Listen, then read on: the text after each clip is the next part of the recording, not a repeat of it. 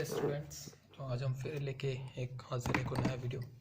हमने previous video में ये देखा था कि हर सॉलिड में एक कंप्रेसिबिलिटी या स्ट्रेचेबिलिटी की एक प्रॉपर्टी होती है और इस प्रॉपर्टी को हम कहते थे इलास्टिसिटी, राइट। तो हमने बिहेवियर देखे थे दोनों के। अब उसी इलास्टिक बिहेवियर को हम एक मॉलिक्यूलर मॉडल, जिसको जनरली स्प्रिंग बॉल मॉडल भी कहते हैं, उस मॉडल के थ्रू एक्सप्लेन करेंगे और इसके बारे में समझेंगे। Okay, we know that every matter in a matter, every molecule bounded with a intermolecular force, right है। सो ये इंटरमोलिकुलर फोर्स जो है ये सॉलिड्स में भी लगता होगा।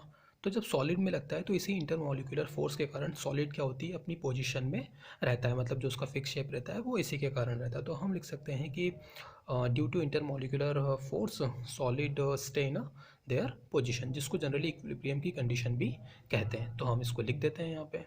ओके, तो ये हमारा हो गया। अब देखो, हमको पता है कि कोई सा भी सॉलिड होता है, उसके जो भी मॉलिक्यूल्स रहते हैं उनका एक पैटर्न होता है। जैसे आपने केमिस्ट्री में ग्रेफाइट का पैटर्न पढ़ा होगा, आपने कार्बन का पैटर्न पढ़ा होगा, राइट। तो हर किसी की कुछ ना कुछ ज्योमेट्रिकल पैटर्न होता है, सॉलिड हो, लिक्विड हो या गैस हो, सभी का एक पैटर्न होता है। फिर दूसरी बात ये है कि सॉलिड्स होता है तो हमने देखा कि हर कोई भी मैटर होगा तो इंटरमॉलिक्यूलर फोर्सेस लगेंगे, जिसके कारण ही क्या होता है, वो हमेशा इक्विलिब्रियम पोजीशन में होता है, चाहे वो लिक्विड हो, चाहे गैसेस हो या सॉलिड्स हो। बट अब सॉलिड्स पढ़ रहे हैं इसलिए ये चीज़ें सॉलिड्स में अपने एप्लीकेबल होती हैं। So now when we wanted to deform this solid, so we apply a deforming force. So हम यहाँ पे लिख सकते हैं कि when apply a deforming force, तो यहाँ पे लिख दो कि when apply a deforming force, right है। अब जैसे ही डिफॉर्मिंग फोर्स अप्लाई करेंगे, सबसे पहली चीज़ होगी कि इनके जो मॉलिक्यूल्स हैं वो क्या होंगे, डिस्प्लेस होंगे। अब हमने ये पढ़ा हुआ है, लास्ट टाइम हमने जब पढ़ा था वीडियो में देखा था कि डिफॉर्मिंग फोर्स होता है तो ये तो दो तरीके के हो सकते हैं।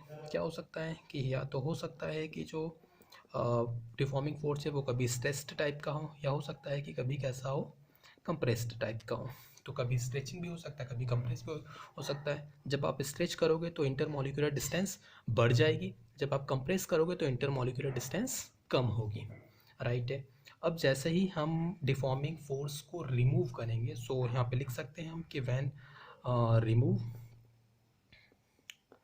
रिमूविंग डिफॉर्मिंग फोर्स, तो जैसे ही अपन डिफॉर्मिंग फोर्स को रिमूव करेंगे एक रिस्टोरिंग फोर्स डेवलप होगा इनसाइड अ सॉलिड एटम। तो एक रिस्टोरिंग फोर्स डेवलप होगा। अब ये जो रिस्टोरिंग फोर्स है ये भी कैसा होगा, दो टाइप का होगा। कैसा होगा दो टाइप का, कि अगर मान लो हमने स्ट्रेचिंग फोर्स लगाया है, इसको खींचा है, अब रिस्टोरिंग फोर्स इसको क्या लेके आएगा, पास लेके आएगा। मतलब जो रिस्टोरिंग फोर्स होगा वो किस प्रॉपर्टी का होगा, वो होगा अट्रैक्टिव नेचर का होगा, राइट है। और जब हम कंप्रेस करेंगे तो जो रिस्टोरिंग फोर्स होगा वो कैसा होगा, रिपल्सिव प्रॉपर्टी का होगा। तो हम लिख सकते हैं कि इस कंडीशन पे कौन सा लग जाएगा, दैट इज रिपल्सिव नेचर का होगा। और इस तरीके से ऑब्जेक्ट अपनी इनिशियल स्टेज में आ जाएगा। तो ये था उसका इंटरमॉलिक्यूलर फोर्स का एक्सप्लेनेशन। तो सिंपल सी चीज़ है, जब डिफॉर्मिंग फोर्स लगाते हैं तो इंटरमॉलिक्यूलर डिस्टेंस में चेंजेस होते हैं। जब इंटरमॉलिक्यूलर डिस्टेंस में चेंजेस होते हैं तो शेप भी चेंज हो सकता है। डिफॉर्मिंग फोर्स को रिमूव करते हैं, राइट। रिमूव करेंगे तो एक रिस्टोरिंग फोर्स है जो उसको इनिशियल पोजीशन में लेके आता है। रिस्टोरिंग फोर्स किस टाइप का हो सकता है, स्ट्रेचिंग करेंगे तो अट्रैक्टिव नेचर का होगा, और कंप्रेस करेंगे तो रिपल्सिव नेचर का हो जाएगा। That's a simple, that's the explanation of molecule based on a molecular model. It is called also called the spring ball system. That's a simple.